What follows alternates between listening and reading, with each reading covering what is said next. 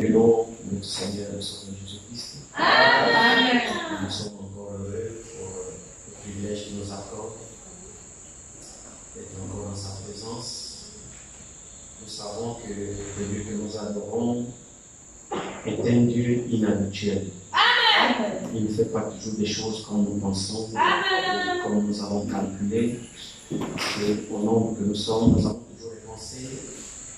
Chacun de nous a toujours une pensée. La véritable bagarre, c'est d'arriver au point où la pensée du Seigneur puisse avoir la prééminence dans nos pensées. Amen. Et cela demande un renoncement total à notre propre façon de voir.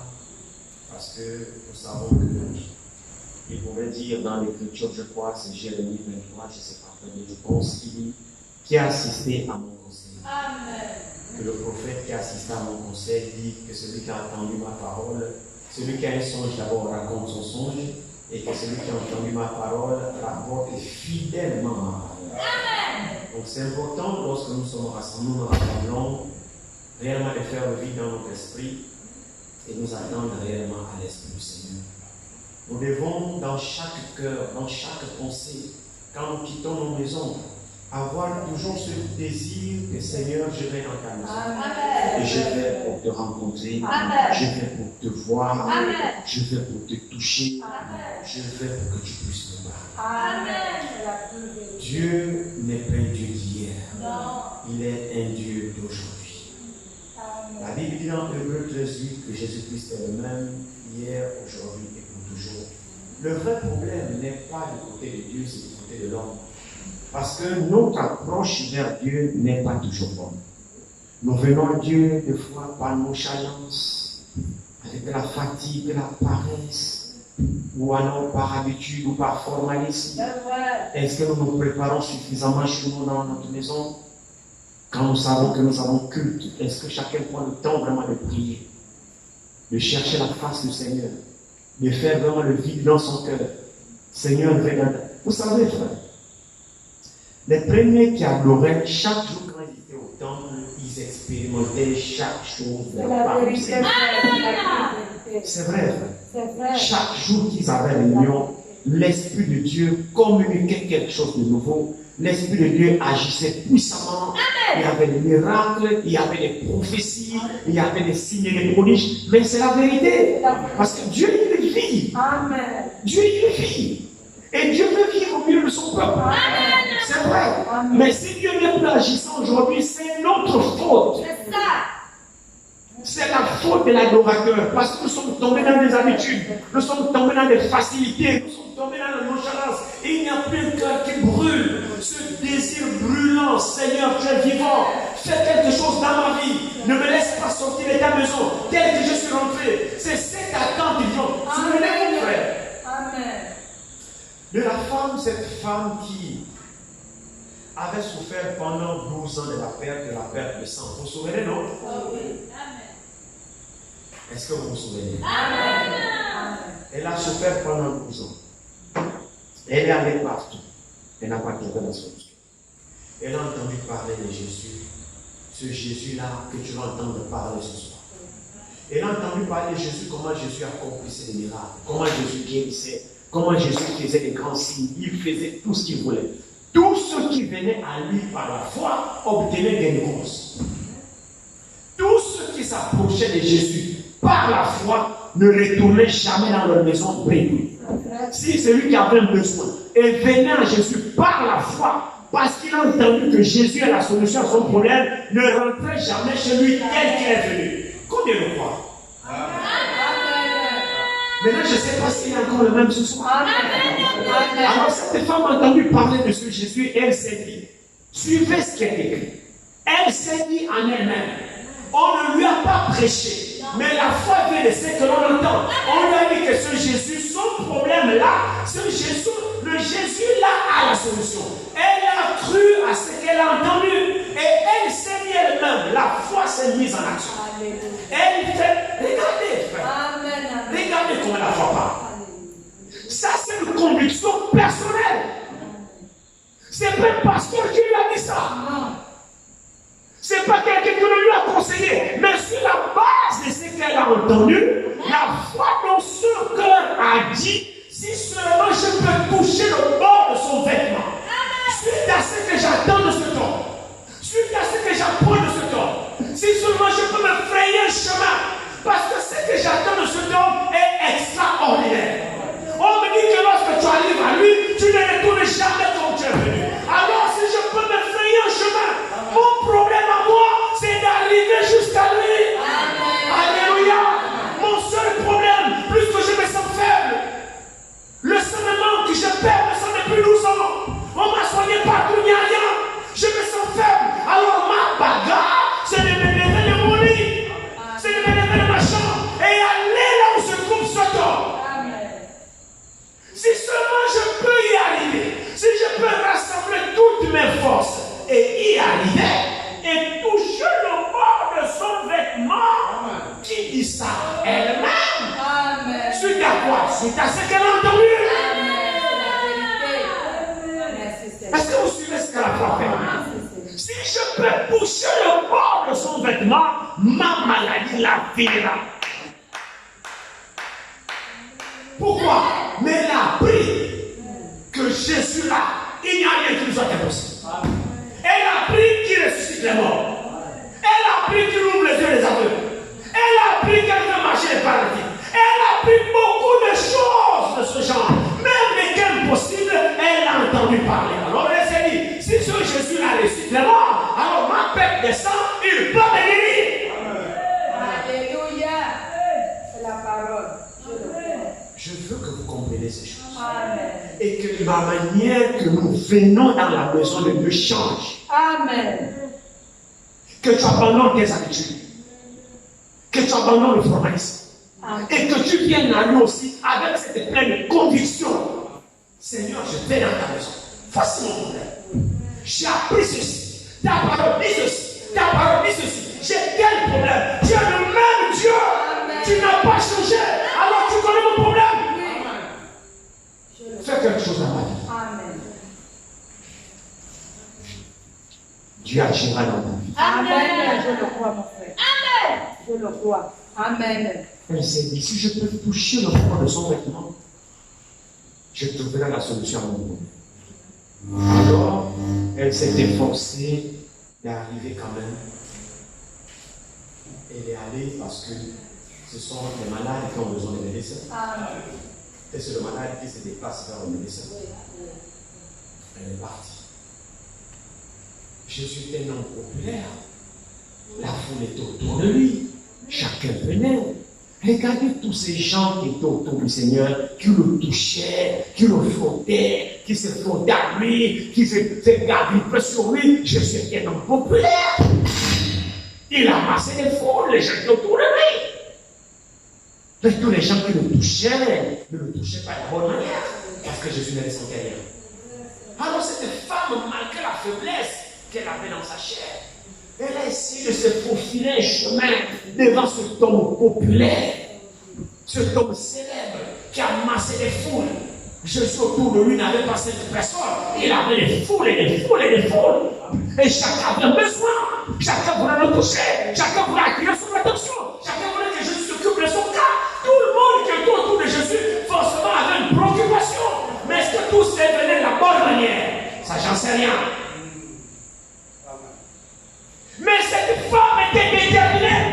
Son cœur lui a dit, si je peux. Amen. Alors elle s'est faufilée un chemin. Elle ne voulait même pas que Jésus la voie. Non, c'est parce qu'elle l'intéressait. Elle s'est dit, si je peux toucher le bord de son vêtement, même s'il ne voit pas, c'est un problème. Amen.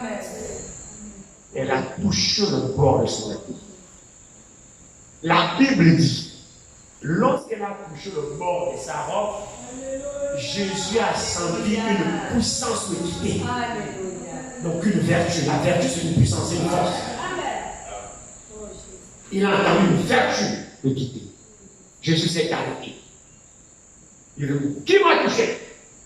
Qui m'a touché? Pierre dit, ah, toi aussi. Ça vaut quel cinéma que tu veux nous faire? Avec que tout le monde qui te pousse cet appel, même sur tes cartes, les gens se jettent sur toi, tu oses demander qui t'a touché. Oh Pierre, doucement. Le maître sait de quoi il parle. ce toucher-là, ce n'est pas le toucher de tout le monde. Ça, c'est un toucher spécial. Alléluia. Jésus l'a senti, il sait de quoi il parle. Pierre dit, Seigneur, tout le monde te touche. Il dit, non, c'est pas pareil. Il y a quelqu'un qui m'a touché, laisse-moi récupérer la personne. Alors Jésus retourne. Et la femme avait peur parce que la femme savait.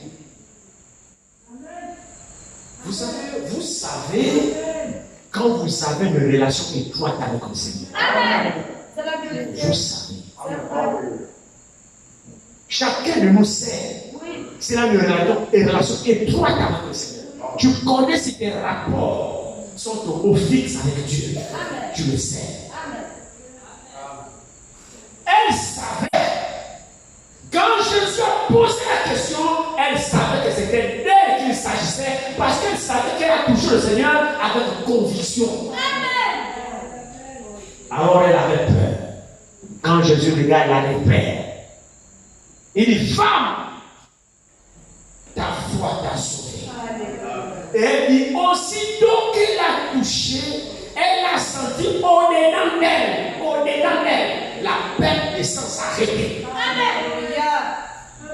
C'est elle-même qui a expérimenté ça, pas le voisin. Oui. Pas tous ceux qui ont tourné la nuit, non. Nous expérimentons le Seigneur de façon individuelle, selon la manière que nous venons à lui. Chacun expérimente le Seigneur d'une manière individuelle, selon la manière, l'approche que tu t'approches de lui. Vous pouvez être un couple, mais être différent. Vous pouvez être frère et soeur, mais être différent. Vous pouvez être deux soeurs, mais être différent. Vous pouvez être côte à côte, mais être différent. Chacun recevra du Seigneur selon sa foi.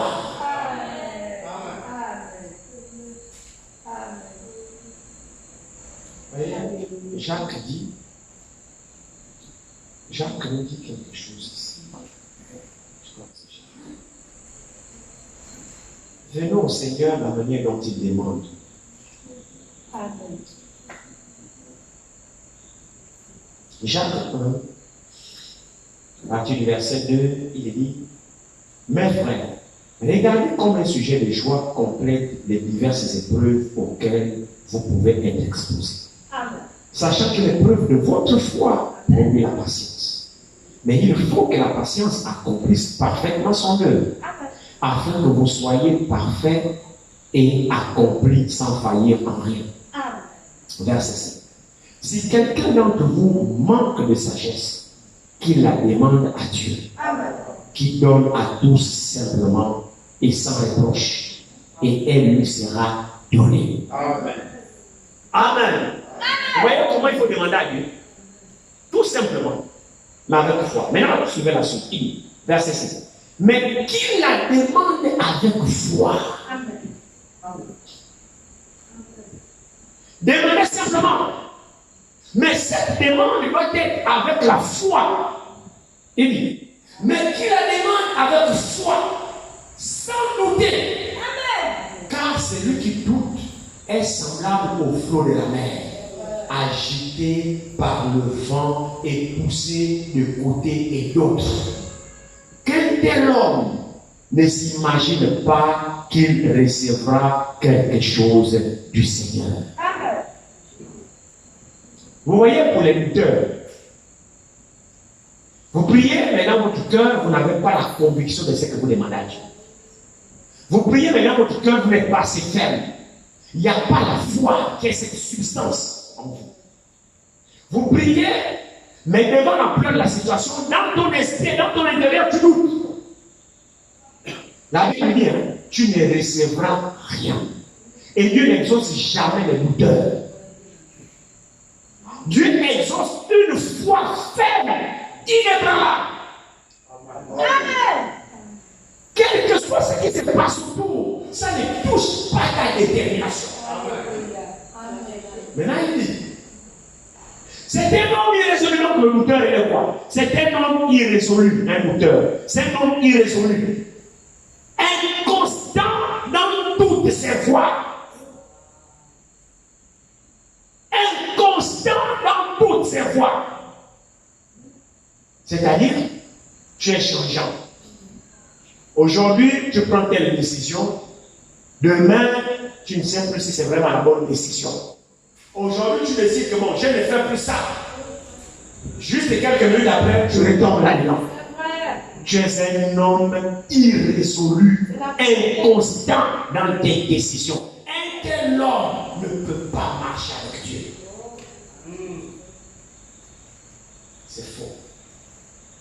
Un homme inconstant, irrésolu, ne peut pas marcher avec Dieu.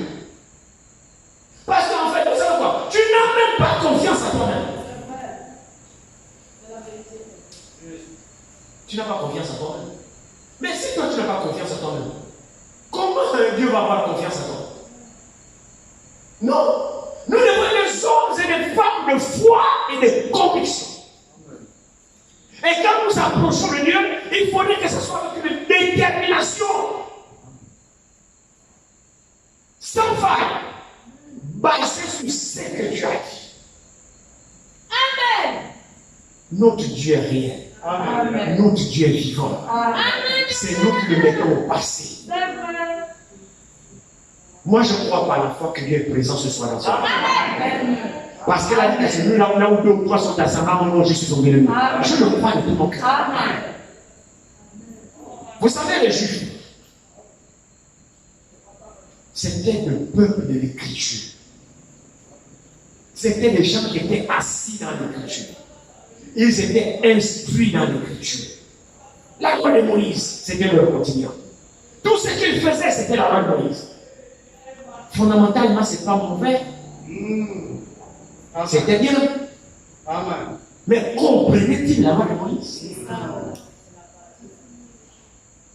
Il se trouve même que le Dieu qu'il prétendait adorer, c'est le Dieu même qu'il combattait. En ayant la loi de Moïse dans la bouche. C'est une situation dramatique. Regardez un peu ici, dans Jean au chapitre, je crois, 10.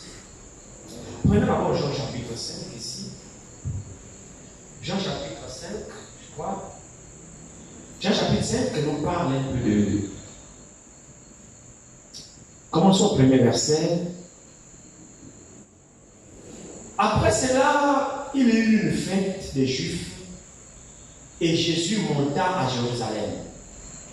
Or, à Jérusalem, près de la porte des brebis, il y a une piscine qui s'appelle en hébreu Bethesda et qui a 5 portiques. Sous ces portiques étaient couchés un grand nombre de malades, des aveugles, des boiteux, des paralytiques qui attendaient le mouvement de l'eau. Car un ange descendait de temps en temps, et celui qui descendait le premier après que l'eau avait été agitée était guéri, quelle que soit sa maladie. Là se trouvait un homme malade depuis 38 ans. Jésus l'ayant vu coucher et sachant qu'il était déjà malade depuis longtemps, lui dit: veux-tu être guéri? Le malade lui répondit: Seigneur, je n'ai personne qui me jette dans la piscine quand l'eau est agitée. Et pendant que j'y vais, un autre descend avant moi. Alléluia. Vous suivez cette triste histoire? Jésus est le même ce soir. Amen. Amen. Voilà cette histoire ici, la piscine de Bethesda. Bethesda veut dire la maison de miséricorde. C'est l'explication du mot Bethesda, la piscine de Bethesda. Bethesda, c'est la maison de miséricorde. Donc là, il y avait le portique de Salomon et il y avait 5 portiques. Et puis, dans l'Ancienne Alliance, la miséricorde de Dieu était là. Parce que le chien était malade. La tribu des guérisseurs, c'est en lui. Alors, même dans l'Ancienne Alliance, il voulait guérir les gens. Amen. Mais là, c'était la loterie. C'était difficile. Alors, il a accordé la grâce à cette piscine de Bethesda. Il a accordé la guérison malade, périodiquement. Je ne sais pas dans la fréquence de combien de temps j'enseigne, la Bible n'en parle pas. Mais la Bible sait qu'un ange descendait, agitait les eaux. Le principe était clair. C'est-à-dire que tous les malades étaient couchés au portique. Tous les malades, quelle que soit la maladie que tu avais, tu avais le droit d'être guéri, à condition que tu sois le premier à te plonger dans la piscine après que l'ange ait agité l'eau. Et Dieu ne guérissait qu'un malade à la fois, en l'occurrence le premier à tomber. Et c'était combien? Des milliers de nécessiteurs. C'était difficile, frère. Alors, ce dernier a été malade depuis 38 ans. Et il n'avait pas de parents. Les autres avaient des parents, des malades, ainsi de suite. Ils étaient là, le parent était prêt. Chacun avait son malade, le parent était derrière parce que tu n'as plus de force pour te plonger. Alors, le parent veillait parce que chacun tient à la guérison. La guérison est précieuse, mon frère, ma soeur. Ne peux apprécier la guérison que celui qui est malade. Et tu ne sauras jamais l'efficacité. Ou alors le bonheur d'être en bonne santé si tu tombes malade.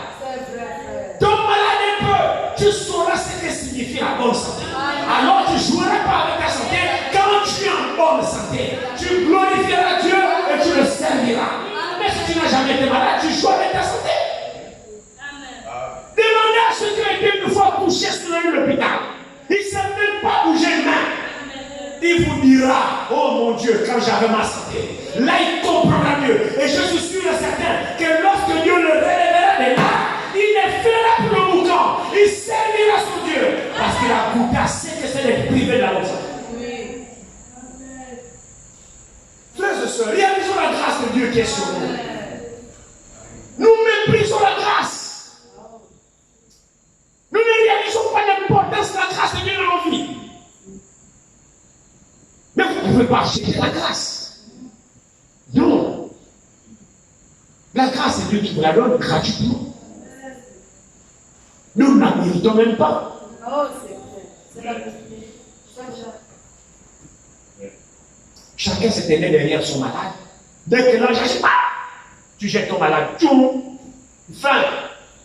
Le dernier qui tombe là, c'est fini. L'eau n'est plus efficace. Vous réalisez le scénario? C'était compliqué. Si l'autre est descendu avant que tu ressors là, que tu quittes un peu pour une fois de t'échanger et attendre la prochaine agitation. C'est quand j'en sais rien. Est-ce que c'était chaque année une fois? Est-ce que c'était quoi? Est-ce que qui connaît? J'en sais rien. Mais quand tu as raté, il faut attendre. Alors pendant que tu es là à la piscine de Bethesda, tu ne dois pas dormir, tu ne dois pas sourire, tu ne dois pas manquer d'attention, tu ne dois pas être distrait, parce que tu ne sais pas à quel moment l'ange va agiter l'eau. C'est toi qui as besoin de la guérison. Tu dois être prêt à tout moment. Donc concentration maximale. Je ne sais pas si vous voyez quelque chose là. Concentration maximale, parce que l'ange n'avertit pas que papa, je suis en train d'arriver, préparez-vous, je vais agiter le nom. Il n'y a pas de signal au préalable de ce pas-là. Alors comme c'est toi qui dois la guérison, tu dois veiller. Être attentif au moindre mouvement d'agitation de l'eau. Tu y vas. Quelle lourdérie. Combien c'était difficile. Mais ta guérison dépendait. C'est le seul endroit où la miséricorde est accordée. C'est toi qui as besoin de guérison. Alors, quand mon portier descend, mon monsieur. Alors, ce monsieur-là, 38 ans d'attente. 38 ans de souffrance. L'ange agit au moment où il veut aller, l'autre passe avant lui. Il est là, imaginez-vous la paix. Le désespoir. Mais rentrer chez lui, ce n'est pas une solution. Non. Chez lui, il n'y a pas de guérison. La guérison, c'est la piscine de Bethesda, monsieur. Mais tu dois attendre. Tu dois attendre. Tu dois être là. Tu n'as pas le choix. C'est toi qui veux la guérison. Combien de choses étaient compliquées. Ah, Dieu est bon. Je veux vous faire voir l'importance de la grâce, mon frère et ma soeur. S'il vous plaît. Je veux vous faire comprendre l'importance de la grâce de Dieu que nous sommes en train de jouer avec. Regardez s'il vous plaît. Ils étaient nombreux là, dans cette situation. Ils n'étaient pas le seul. Quand bien même tu as déjà fait 38 ans, ils n'étaient pas le seul. Il y avait certains peut-être qui ont duré. Il y avait certains qui avaient des pathologies peut-être plus graves que ceux derniers. J'en sais rien. Mais ici, l'attention du Seigneur se focalise sur ce monsieur qui a fait 38 ans. Qu'a-t-il fait de particulier? Mais la Bible n'oublie pas, il y avait beaucoup de malades. Le Seigneur n'est pas allé vers tous les malades. Il a ciblé ce dernier seulement. Veux-tu être guéri? Mais il y en avait des milliers là qui voulaient être guéris. Pourquoi lui là en particulier?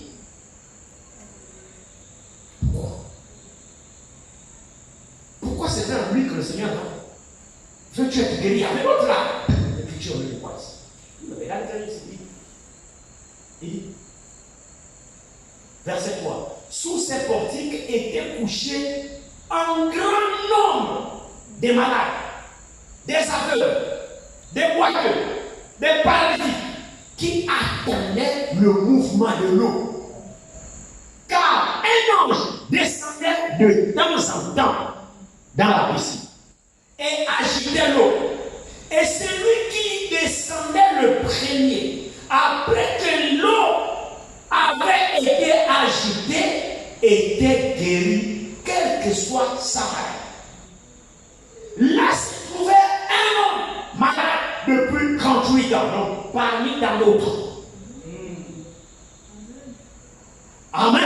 Amen. Parmi dans l'autre se trouvait ce monsieur-là avec son cas.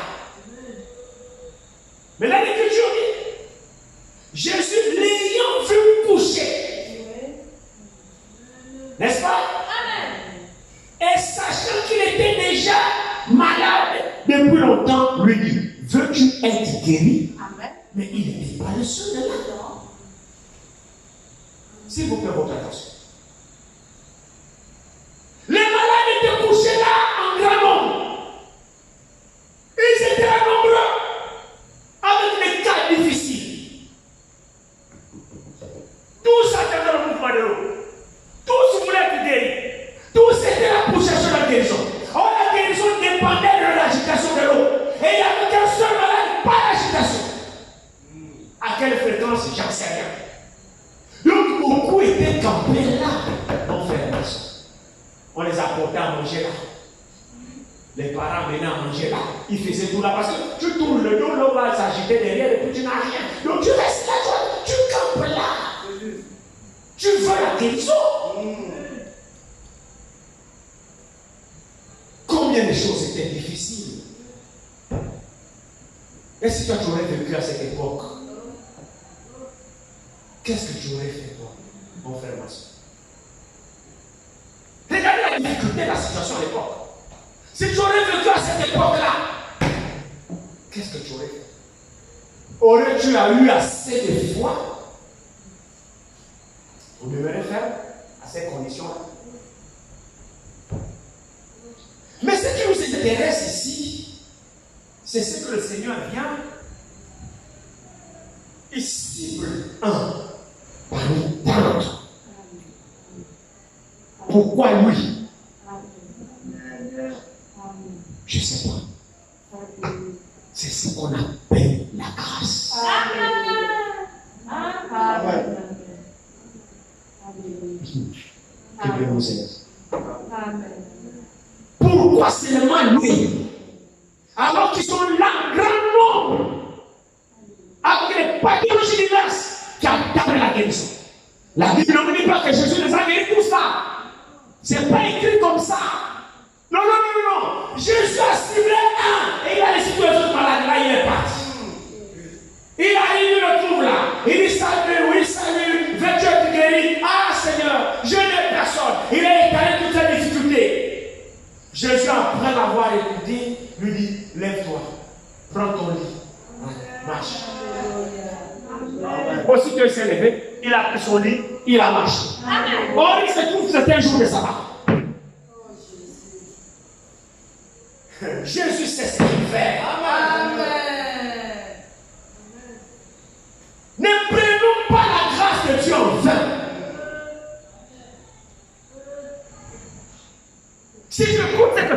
c'est un choix de Dieu. Amen. C'est la vérité.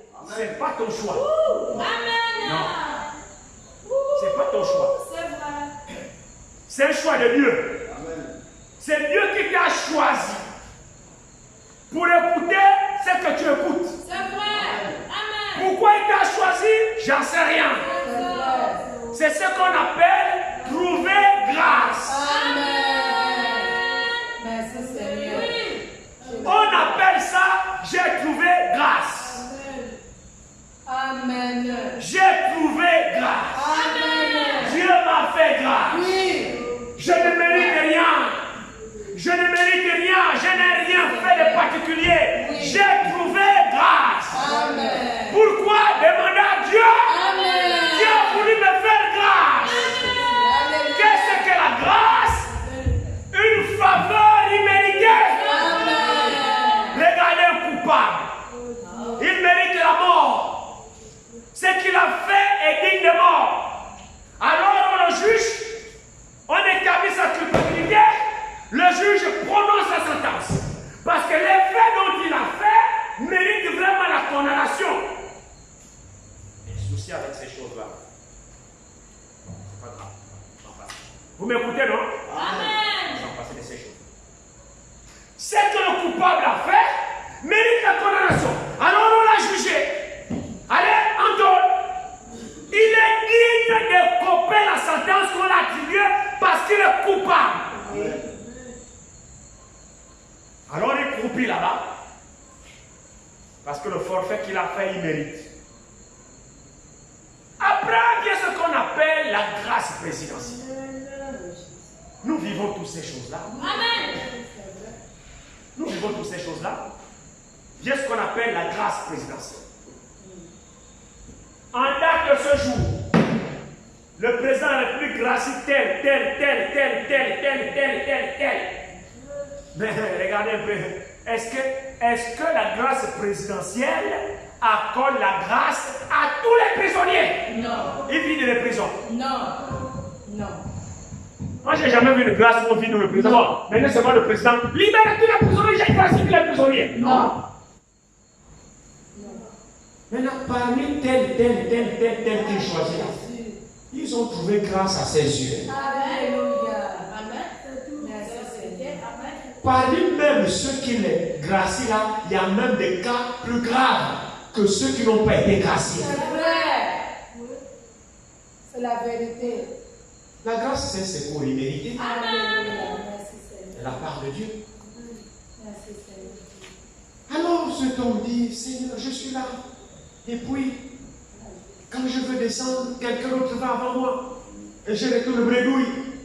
L'ange vient encore une prochaine fois, il agite. Au moment où je m'apprête, j'ai même plus de force. Au moment où je m'apprête, quelqu'un d'autre va après moi, avant moi. Et je retourne encore là, j'attends. Et ça dure depuis. Il se trouve que je souffre depuis 38 ans. Je n'ai personne. Les autres ont leurs parents qui les jettent dans l'eau rapidement. Moi, je n'ai personne, Seigneur. Le Seigneur lui dit d'accord. Lève-toi, prends ton lit et marche. Alléluia. Amen. Merci Seigneur. Amen. Alléluia. S'attendait-il à ça ce jour-là? Non. Amen. Il a dormi, il s'est réveillé, c'était un jour nouveau, il s'attendait à tout, sauf à ça. Sa guérison, il ne peut tomber dans la piste de l'État. Il voit un homme qui vient là, qui parle avec lui. Oh, il a bien fait d'être coopérant, parce qu'il ne savait pas qui était l'homme qui lui posait des questions. Il voit un homme qui pose des questions. Veux-tu être guéri? Mais bien sûr que oui. Sinon, j'ai fait quoi ici au portique récemment? Lève-toi. Il n'a pas discuté. Il n'a pas dit, mais tu es qui? Tu vois pas que je suis fatigué? Comment tu me dis lève-toi? Au moment où il dit lève-toi, l'homme est toujours malade. Donc il faut la foi pour obéir. Le problème, c'est qu'il ne sait pas. C'est lui qui lui dit lève-toi, prends ton image. Il ne connaît pas. Mais il fait confiance à la personne qui est devant lui et qui lui parle avec certitude. Et la foi est rentrée dans son cœur.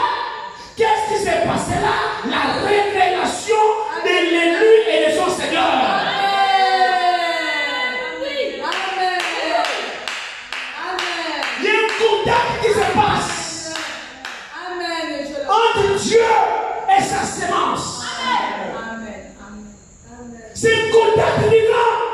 Quand Dieu vous parle, il y a quelque chose dans votre cœur que vous ne pouvez pas expliquer aux voisins. C'est la vérité. Oui. Cet homme a cru pourquoi? Parce que celui qui lui parlait, il ressentait quelque chose dans son cœur. Il y avait un effet dans le cœur de ce malade. Quand Jésus lui a adressé la parole, il ressentait quelque chose, une conviction dans les paroles de cet homme. Et ça créait la foi en lui. Quand Jésus lui dit, lève-toi, prends ton lit, marche, il a obéi.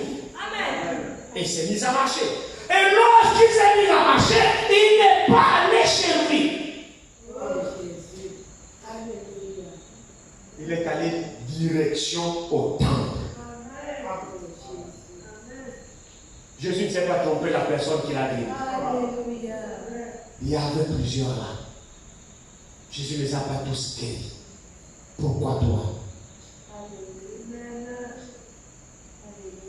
Pourquoi le choix est tombé sur toi? Maintenant, regardez la suite. Lorsque cet homme a été guéri, Jésus est parti. Jésus a disparu. Il ne connaissait même pas qui était Jésus. Et lui, il constatait sa guérison. Allez, il était dans le temple. Glorifiant son Dieu. Alors, le peuple de l'Écriture, les docteurs de la loi, qui sont là en train d'étudier la loi, l'Écriture dit, l'Écriture dit, l'Écriture dit. Ils sont là avec la lettre. Ils sont là avec la lettre. Mais qui était capable de guérir les maux de tête de quelqu'un. Ils ont vu ce monsieur guéri avec son lit marchand. Toi, il n'est pas permis de marcher le jour du sabbat, de prendre ton lit, de le porter le jour du sabbat. Moïse a dit, ils se sont mis à la curer. Alors lui, il dit, cher monsieur, c'est lui qui m'a dit, qui m'a guéri, et qui m'a dit, lève-toi, prends ton lit et marche. Je marche sous l'ombre de ce homme-là. Je suis malade depuis 38 ans. Je viens de rencontrer quelqu'un qui, la base de sa parole, je suis guéri. Il m'a dit, prends ton lit et marche. Alors je lui obéis et vous m'agressez. C'est lui qui m'a guéri. Il ne savait pas que c'est le sabbat aujourd'hui. Mais il ne savait pas empêcher de dire, marche, prends ton lit. Le jour du sabbat, marche. Puisqu'il m'a guéri le jour du sabbat. Ce diable, qui t'a guéri? Qui t'a dit de prendre ton lit et qui t'a guéri le jour du sabbat? Et dis, moi je ne connais pas l'homme là. Moi je suis pour moi la souffrance. Et voilà un bienfaiteur qui vient, qui parle avec moi, qui me dit, prends ton lit, marche. J'obéis, je marche. Alors, jour du sabbat, pas, j'en sais rien. Vous observez le sabbat et puis. Et nous sommes là avec vous avec le même cas là. Vous avez fait quoi? Mon frère, ma soeur, sortons de l'histoire. La religion ne sauve personne. Elle veut dire que nous adorons le vivant. Il se manifeste par son esprit. Il se manifeste par tout ce qu'il a prévu. Une église du Dieu vivant doit vivre. Le Saint-Esprit est présent. Les choses apostoliques doivent se manifester dans cette église. Moi, je suis un adorateur de l'ancien monde. Moi, je crois au temps apostolique. Je crois à ce Dieu-là. Je crois au Dieu qui guérit les malades aujourd'hui. Je crois au Dieu qui accomplit les miracles aujourd'hui. Je crois au Dieu qui bâtit du Saint-Esprit aujourd'hui. Je crois au Dieu qui délivre aujourd'hui. Je crois au Dieu qui parle en langue. Je crois au Dieu qui prophétise. Je crois au Dieu qui manifeste un neuf don dans son église. Je crois à ce Dieu-là. Je ne crois pas à une église morte. Je ne crois pas à ça. Je refuse ça. Je crois qu'une église qui croit la parole de Dieu restaurée. Tout est restauré. C'est la vérité, frère. Amen. Si nous disons que nous avons la parole, alors la parole doit être complète. Amen. Au milieu de nous. C'est vrai.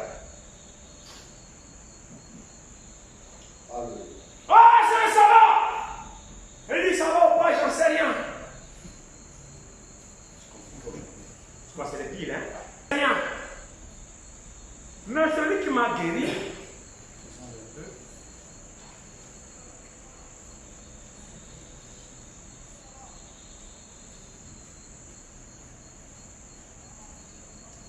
verset 7, le malade lui répondit, Seigneur, je n'ai personne pour me jeter dans la piscine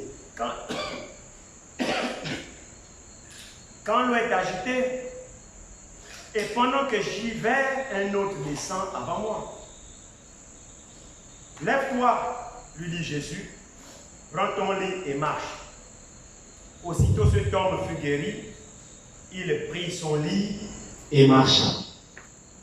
C'était un jour de sabbat. Les Juifs dirent, donc les gens de l'Écriture, les Juifs dirent donc à celui qui avait été guéri, c'est le sabbat. Il n'était pas permis d'emporter ton lit.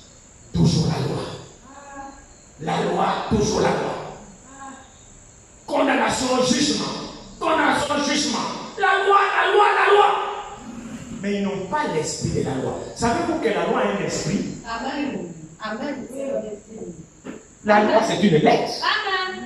Mais dans cette lettre, il y a l'esprit. Amen. Ceux qui votent les lois, pour comprendre la loi, soyez dans l'esprit du législateur. Amen. Quand il a prescrit ce texte-là, il était dans un esprit. Donc, sois dans l'esprit du législateur. Ne répète pas la loi bêtement, non. Et aussi la loi de Moïse, il y a l'esprit dedans. Qui a donné la loi? Mais c'est Dieu, au travers de Moïse. C'est pourquoi je dis mes paroles sont esprit et vie. Mais si tu as seulement la lettre, mais tu n'as pas l'esprit, la parole sans vie est une parole morte. Oh, il n'est pas marché, il n'est pas permis de marcher le jour du sabbat. Ah oui. Donc, celui qui m'a demandé de prendre mon lit de marcher le jour du sabbat a violé le sabbat. Non. Regardez ici, il dit.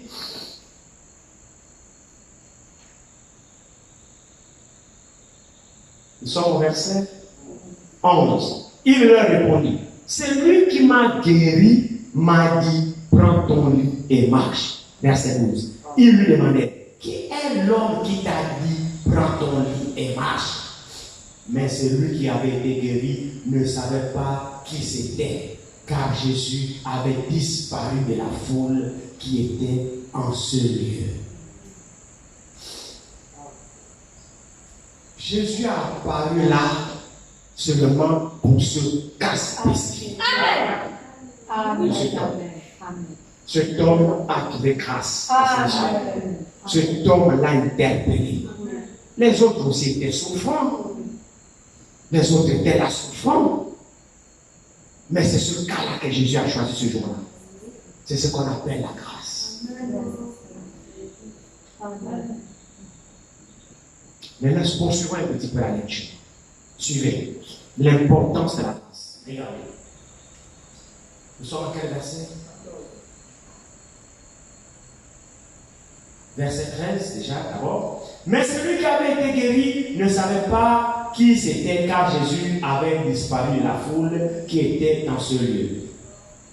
Verset 14. Depuis, Jésus le trouva, maintenant regardez, Jésus le trouva où? En balade, avec sa guérison. Comme il a été guéri, allez, il prend son corps maintenant, allez, il retourne voir Rio, il retourne dans le boucan. Bon, Dieu m'a guéri, Jésus m'a guéri. Déjà d'abord, l'homme qui m'a guéri, je ne le connais même pas. Il ne s'est même pas présenté à moi. Bon, alors, c'est ma chance. C'est comme ça. C'est ma chance. Et puis les autres étaient malades. C'est ma chance. Oh. Ma chance. Ah non, on ne vit qu'une seule fois. Pardon. Ah là, le songo là, vraiment, je ne buvais plus. Maintenant, non, l'homme là m'a guéri. C'est même qui je ne sais pas. C'était ma chance. Il peut raconter ça, il voit ses amis à Lyon. Mais comment? Oh Joe, tu es guéri? Non, je te dis. Mais comment ça? Il dit non. C'est quelqu'un là, moi je ne sais même pas. Il m'avait dit comme ça. Il m'a dit prends ton lit. Et puis vraiment, non. Je profite de la vie. Il faut que je boive mon vin. Il faut que je danse. Il faut que j'aille voir mes copines. Il faut que j'aille faire ceci. Il faut que j'aille faire ceci. Un tel homme comprend la grâce qu'elle a reçue? Non. Beaucoup parmi nous sont comme ça. Malheureusement. Malheureusement. Mais bien sûr, la vie que tu as, c'est toi-même qui l'as. La bonne santé que tu as, ça dépend de toi? Non. Le souffle de vie que tu as, c'est toi qui le commandes? Non. Mais c'est la grâce que tu as reçue. La parole que tu écoutes, c'est toi qui l'as choisie? Mais non, c'est la grâce que tu as reçue. Et maintenant, qu'est-ce que tu as fait? Regarde-toi un peu. Est-ce que tu honores Dieu, tu reconnais la grâce de Dieu qui est sur toi? Mon frère, ma soeur, rien qu'en dormant, tu te réveilles le matin, tu te manges et tu dis Seigneur, je te remercie. Et c'est peu de regarder autour de toi. Comment vous voyez un message ici? J'étais au bureau chez moi là-bas, je méditais et puis j'avais les larmes aussi. Et un pasteur qui m'a envoyé une image ici, c'est oh mon Dieu. Allez ici. Il m'a envoyé une image ici. Frère François, tiens, fais-moi. Regarde ici.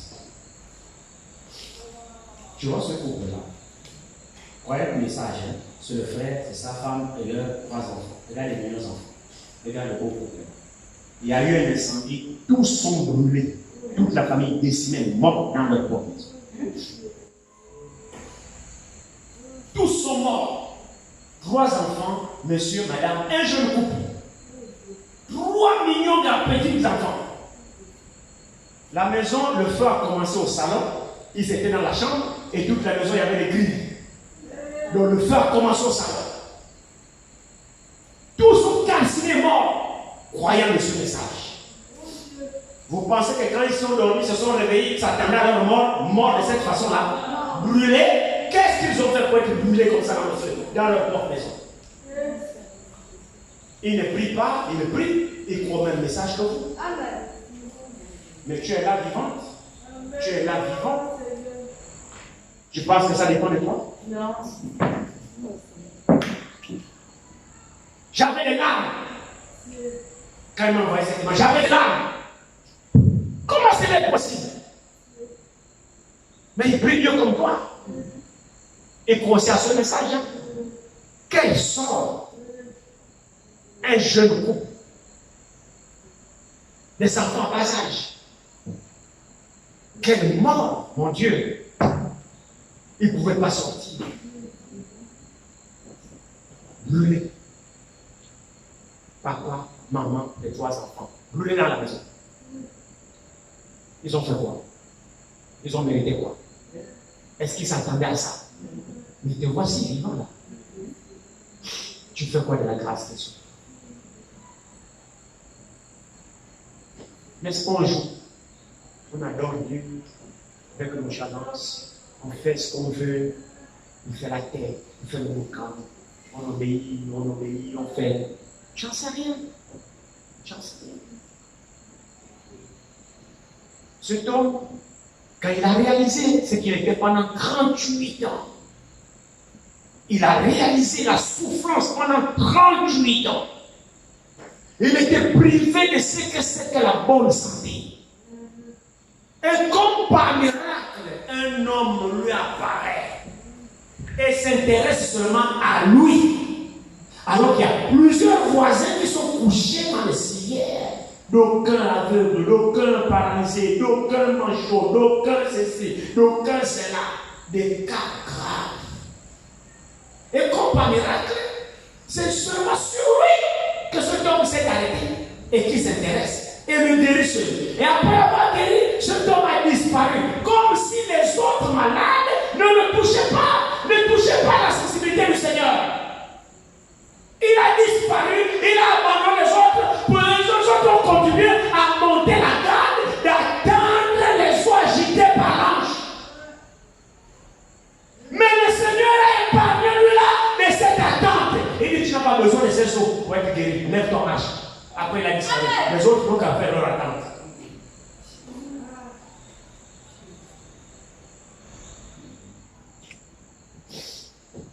Alors qu'il a réalisé ça, il a vu ce qu'il était. Il a vu ce qui lui est arrivé. Il a regardé les autres qu'il a abandonnés là, qui n'ont pas eu cette grâce. Il a dit, oh, je vais dans le temple remercier Dieu. Cet homme, je ne le connais pas, certainement, mais je le dois à Dieu. Je vais au temple pour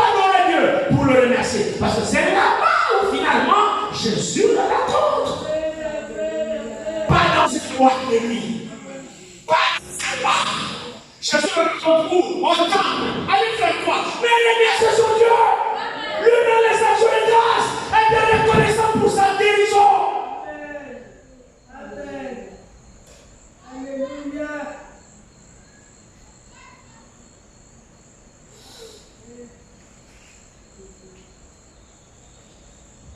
Il dit ici, cet homme s'en alla, il dit, non, verset 14. Depuis, Jésus le trouva dans le temple et lui dit, le trouva dans le temple et lui dit, voici, tu as été guéri, sur verset 14. Amen. Voici, tu as été guéri. Ne pêche plus, de peur qu'il ne t'arrive quelque chose de pire. Amen. Amen. J'ai eu pitié de toi. Mon attention s'est focalisée sur toi parmi tant d'autres. C'est toi que j'ai voulu guérir. Tu as bien fait de venir au temple et adorer. Maintenant, ne pêche plus. De peur qu'il t'arrive quelque chose de pire. En d'autres termes, ne bafoue pas la grâce que tu as eue. Ne joue pas avec cette grâce. Parce que la grâce n'est grâce que lorsqu'on la reçoit comme grâce. En d'autres termes, il y a un temps où Dieu te parle. Mais il y a un temps où Dieu dit, c'est bon. Va ne pêche plus de peur qu'il t'arrive pire. Alors, maintenant il dit, verset 1, cet homme s'en alla annoncer aux Juifs que c'était Jésus qui l'avait guéri. Maintenant il connaît déjà. Amen. Parce qu'il ne le savait pas. Amen. Il y a donc celui ne venait pas trahir Jésus. Oh non, c'est toi. Oh non, c'est toi. Essayez d'imaginer la rencontre de Jésus avec ceux adorateurs au temple. Quand Jésus le rencontre, Jésus l'a identifié. Mais il ne connaissait pas Jésus. Pourquoi? Il était parmi l'économie de Dieu. Il était dans le plan de Dieu pour la guérison. Amen, amen, amen. Alléluia. Il était dans le plan de Dieu. Il était sur la ligne de mire du Seigneur. Amen. Amen. Dieu ne se trompe pas des cibles, mon frère, ma soeur. Alors, arrivé au temple, lui ne le connaissait pas. Mais Jésus le connaissait. Avant la connaissance du monde, Jésus savait que j'ai guéri de tel homme.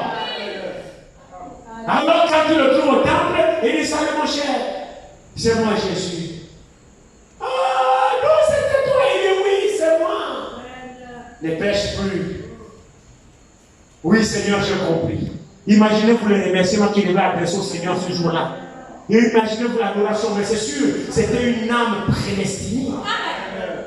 Oui, c'est la vérité. Il est parti avec la joie du Juif. C'est Jésus qui m'a guéri. La dernière fois qu'on m'a posé la question, je vous ai dit, non, m'a dit, l'homme là, c'est lui, oh, c'est lui. Alléluia. Mais plus qu'il faisait, Jésus donnait du boulot aux Juifs. Quand les Juifs ont su encore que celui, encore le cet homme-là. Vous avez la loi sans puissance. Mais Jésus avait et la parole et la puissance. Amen. C'est ça la différence. Amen. Et ça fait quoi? Ça crée la jalousie. Jésus faisait quoi de mal? Rien. Amen. Jésus vivifiait la parole qui était morte dans la bouche des Juifs. Les Juifs avaient la parole morte. Jésus lui vivifiait les Écritures que eux se contentaient seulement de citer. Mais ces Écritures-là dans Jésus avaient leur vie. C'est qu'est-ce que la différence entre Jésus et les Juifs? Amen. Voilà. Eux, ils étaient incapables de faire vivre l'Écriture.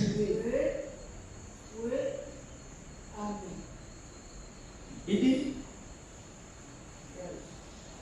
verset combien? 15. Cet homme s'en s'en alla et annonça aux Juifs que c'était Jésus qui l'avait guéri. C'est pourquoi les Juifs poursuivaient Jésus parce qu'il faisait le mal. On dit poursuivait. Les Juifs poursuivaient Jésus. On poursuit un brigand, on poursuit un malfaiteur. Mais les Juifs, pour quelle raison les Juifs poursuivaient Jésus? Là où Jésus passe, ils sont là derrière. Là où Jésus passe, Jésus ne les cherchait pas, mais c'est eux qui cherchaient Jésus. Jésus ne cherchait pas Noise, mais c'est eux qui fouillaient les pouces sur la tête de Jésus. Jésus faisait son travail pour lequel il était venu.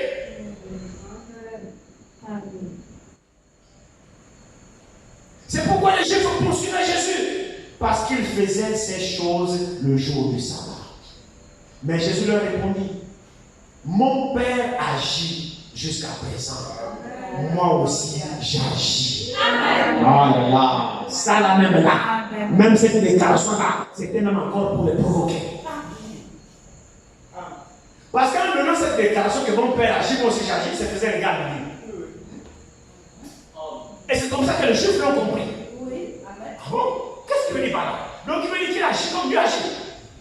Mais non, il se prend pour Dieu alors ce type-là. À cause de cela, les Juifs cherchaient encore plus à le faire mourir. Non seulement parce qu'il violait le sabbat, mais parce qu'il appelait Dieu son propre Père, se faisant lui-même égal à Dieu.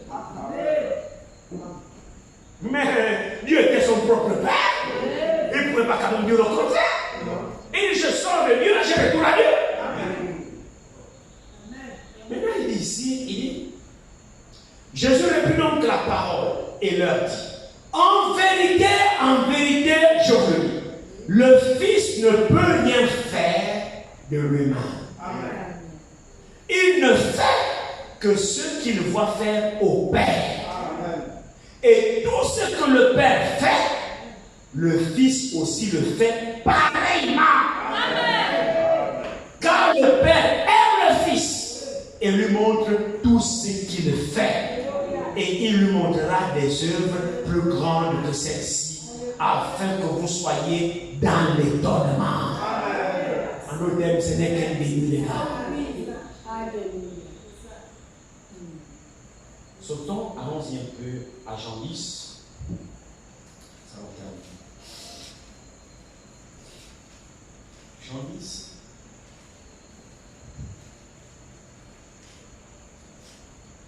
Jean 10, à partir du verset 22, dit, on célébrait à Jérusalem la fête de la dédicace. C'était l'hiver.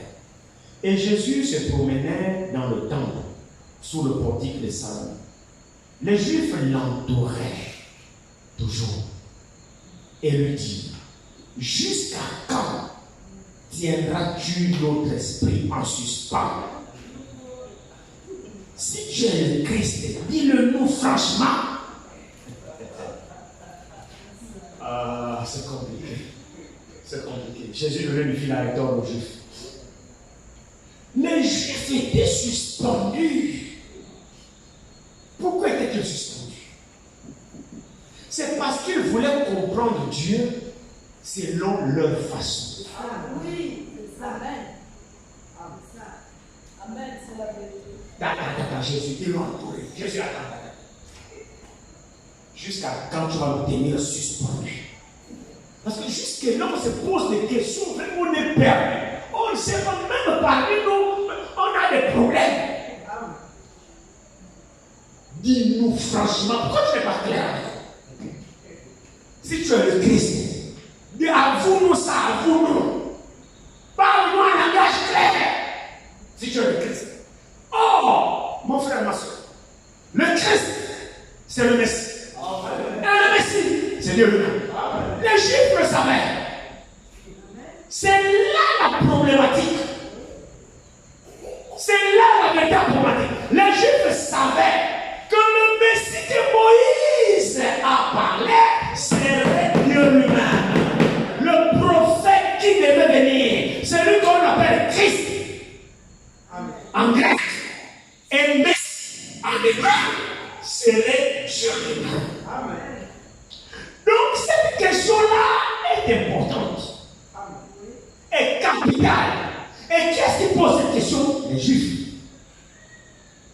Jusqu'à quand tu me laisses suspendu. Si tu es le Christ, dis-le. Franchement. Parce qu'ils t'ont permis. Tantôt, on te fait faire des œuvres que nous, on ne peut pas faire. Quand on regarde dans la loi, on disait que quand le Messie viendra, c'est lui qui doit le faire. Et puis nous, quand on te regarde, toi, tu ne ressembles pas à ce homme-là. Donc dis-nous, parle-nous aujourd'hui, c'est aujourd'hui. Écoutez. Verset 27. Jésus leur répondit, je vous l'ai dit, et vous ne croyez pas. Vous voulez encore quoi? Je ne fais que vous dire ça depuis que je suis au milieu de vous. Mais dès que je vous dis ça, vous prenez déjà les cailloux. Dès que j'essaie de dire ça, vous prenez les cailloux. Vous voulez que je vous dise encore quoi? Et pendant que je lui posais la question, ils avaient les cailloux dans la poche. Vous me demandez la question, je vous réponds et vous voulez me lapider. Regardez. Jésus leur répondit, je vous l'ai dit, et vous ne croyez pas. Les œuvres que je fais au nom de mon Père rendent témoignage de moi. Mais vous ne croyez pas, parce que vous n'êtes pas de mes brebis. Mes brebis entendent ma voix. Je les connais et elles me suivent. Comme cette brebis qui était au portique de Salomon couché. Alléluia. Je connais mes brebis. Elles entendent ma voix et elles me suivent. Donc c'est pas en vain que Jésus n'a guéri que celui-là. Amen. Mon frère, ma soeur, la prédestination existe. Dieu connaît ses brebis. Et Dieu a fait à ses brebis. Les brebis du Seigneur entendront la parole de Dieu. Et ils serviront le Seigneur. Quel que soit ce que le diable mettra sur leur chemin. Suivons un peu ici. Continuez un peu la lecture ici. Regardez très bien ce que le Seigneur dit ici. Il dit, mais vous ne croyez pas parce que vous n'êtes pas de mes brebis. Amen. Vous n'êtes pas de mes brebis. Il dit, mais mes brebis entendent ma voix. Je les connais et elles me suivent.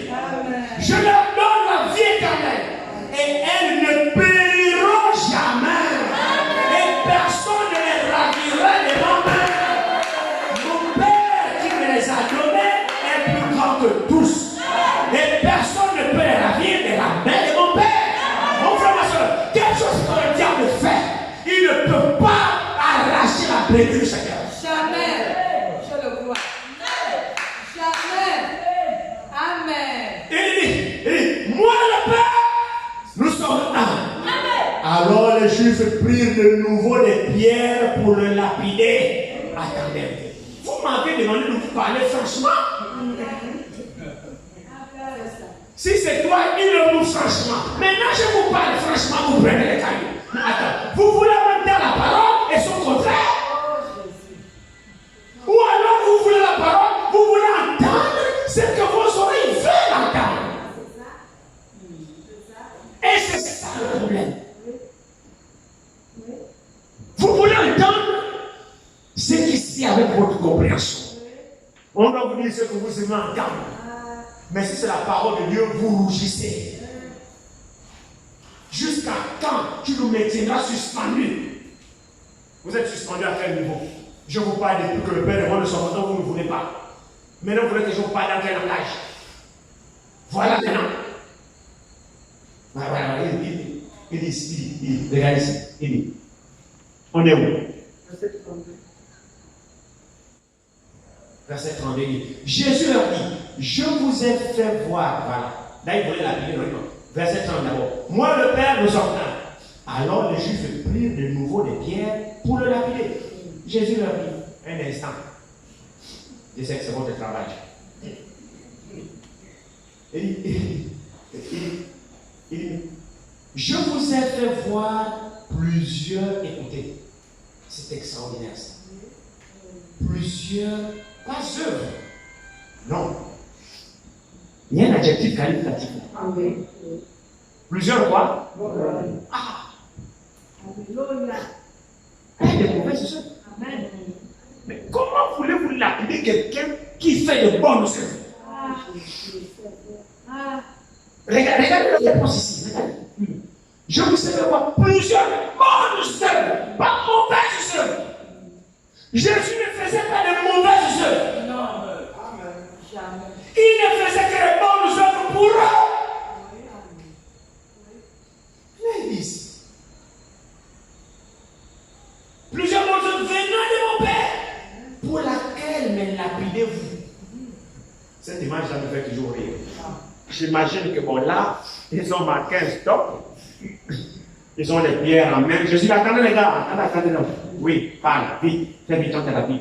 Donc, ça va avoir plusieurs bonnes œuvres pour laquelle vous apprêtez à me lapider. Vous voyez un peu l'image? Ils sont prêts, hein, avec les cailloux. Ils ont d'abord marqué un stop, ils obéissent. Il dit, attendez un instant. Pour laquelle, parce que je n'ai fait que les bonnes œuvres, pour laquelle, maintenant regardez leur réponse. C'est terrible. C'est terrible. Verset 33. Les Juifs lui répondirent, ce n'est point pour une bonne œuvre que nous te lapidons. Ils acceptent carrément que nous te lapidons. Ce n'est pas pour une bonne œuvre. En d'autres termes, tes œuvres sont bonnes et nous en convenons.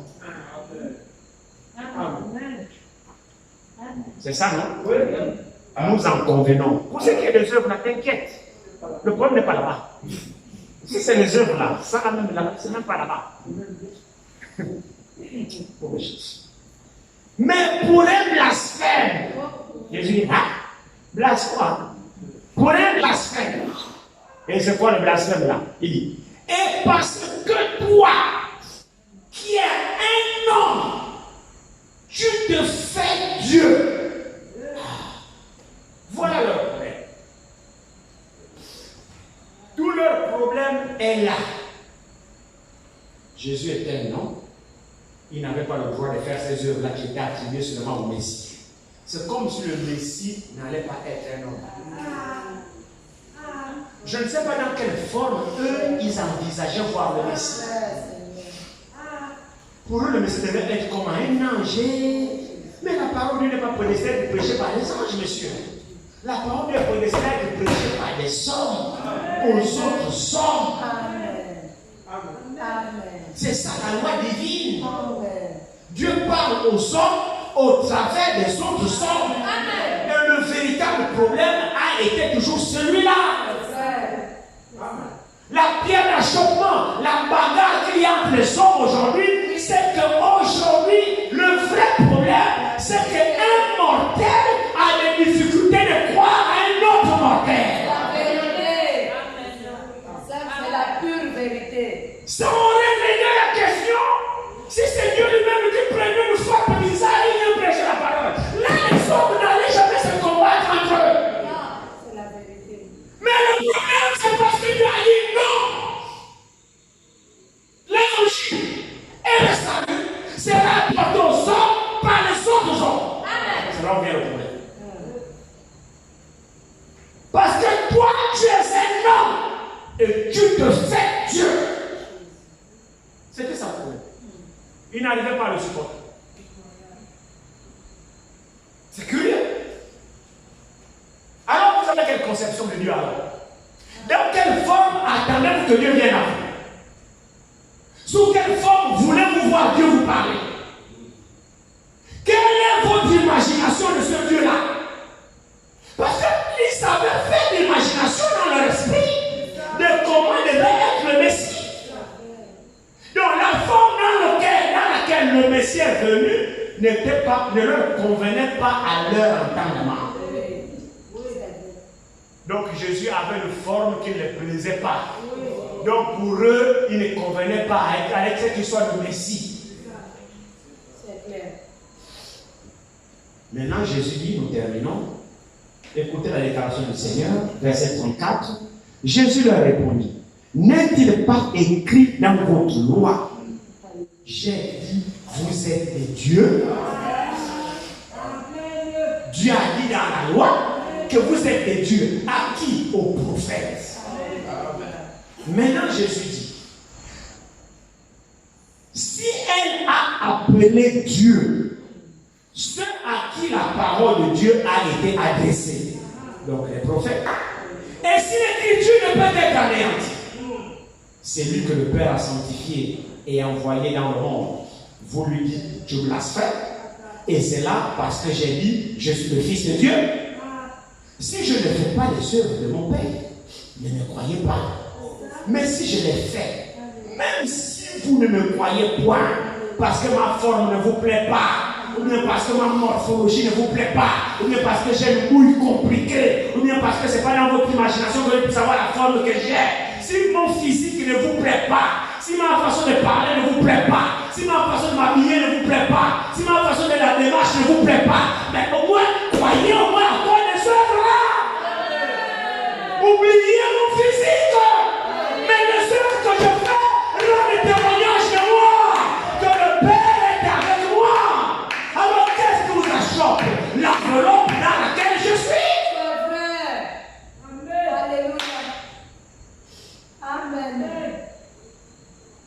Amen. Si je ne fais pas les œuvres de mon Père, ne me croyez pas.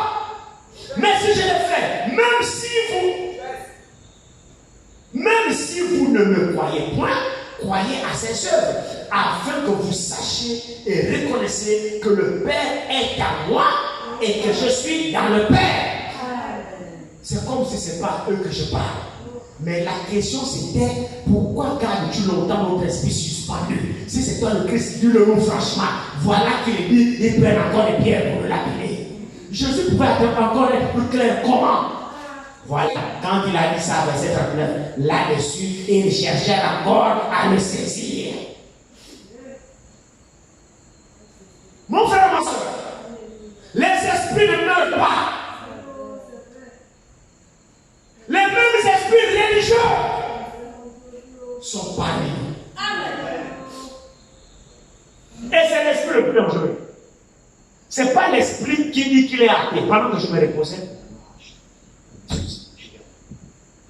non, pas déjà. Pendant que je me reposais à la maison, j'étais là, et puis une pensée me vient. Une pensée me vient, je me toujours dit ça parce que je ne sais pas si c'est Dieu ou c'est pas Dieu. Bon. Quand vous m'entendez dire que Dieu a dit, croyez-moi, moi je ne joue pas avec ça. Alors j'ai reçu une pensée qui venait, me dit, il y a 3 groupes.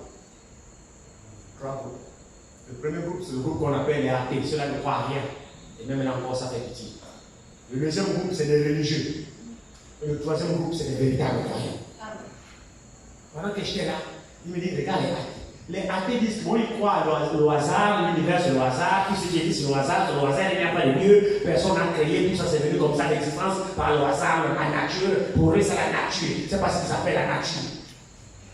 C'est les athées. Le deuxième groupe, c'est les religieux. Les religieux croient qu'il y a un Dieu. Ils ont la parole à les lèvres. Mais le problème, c'est que le religieux lui croit Dieu à sa façon. Et c'est le groupe le plus pitoyable. Et c'est ce groupe-là qui persécute le Dieu dont il prétend adorer. C'est le groupe le plus dangereux. Le athée encore, il faut mieux. Bon, c'est croyant, moi je suis pas le monde n'est pas avec vous. Mais encore, ne cause pas tous les problèmes. Mais le véritable groupe qui est dangereux, c'est le groupe religieux. Eux, ils reconnaissent qu'il y a un Dieu. Ils croient aux Écritures. Ils croient à la parole. Ils vont même jusqu'à la prêcher. Mais sauf qu'ils croient cette parole selon leur compréhension et selon leur propre manière de faire les choses. Et quand Dieu vient, conformément à la parole, il trouve là une pierre d'achoppement, une occasion de chute. Mais qu'est-ce qu'ont combattu Jésus? C'était pas les athées. C'était les religieux. Avec le roi de Moïse, ils savaient que le Messie était là. C'est son Dieu qui a glorifié la étoile à Jésus. Alors c'est le groupe le plus dangereux. L'esprit de la religion, mon frère, ma soeur, c'est un esprit dangereux. Vous confessez que vous croyez. Vous venez à l'église. Vous lisez les brochures. Vous lisez la Bible. Vous dites Amen. Amen.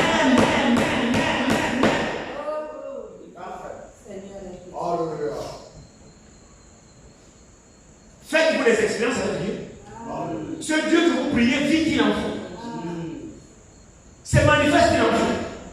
Si se manifeste ici, êtes-vous prêt à reconnaître que oui, c'est Dieu? C'est ça le problème. Si se manifeste ici, êtes-vous prêt à reconnaître que oui, ça c'est Dieu? Jésus s'est manifesté conforme à la parole, mais les religions vont traiter de bien.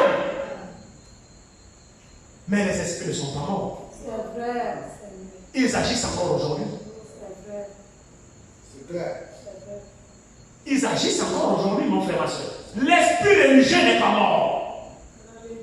C'est pourquoi nous nous battons pour sortir de la religion. Amen. Nous nous battons. Oui. Pour ma part, je me bats de toutes mes forces. Je ne veux pas la religion. Il n'y aura pas d'organisation ici. Jamais de la vie. Ici, c'est le Saint-Esprit qui doit conduire tout. Et on doit tous mourir. Et nous laisser sur la conduite du Saint-Esprit. Ça, c'est important, frère. L'esprit religieux nous guette. L'esprit religieux a la parole. Il est écrit. Mais méconnaît l'action de Dieu.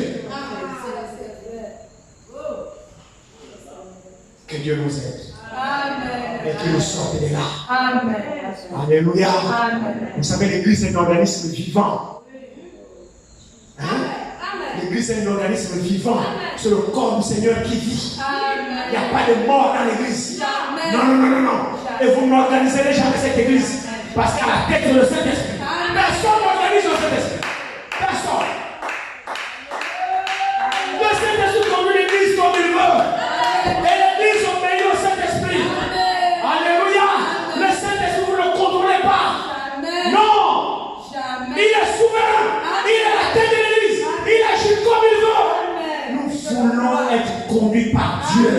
Nous voulons l'Esprit de Dieu parmi nous. Nous voulons la manifestation du Saint-Esprit parmi nous. Nous voulons les temps apostoliques parmi nous. Si la parole a été restaurée, tout doit être restauré. Les dons doivent agir dans l'Église.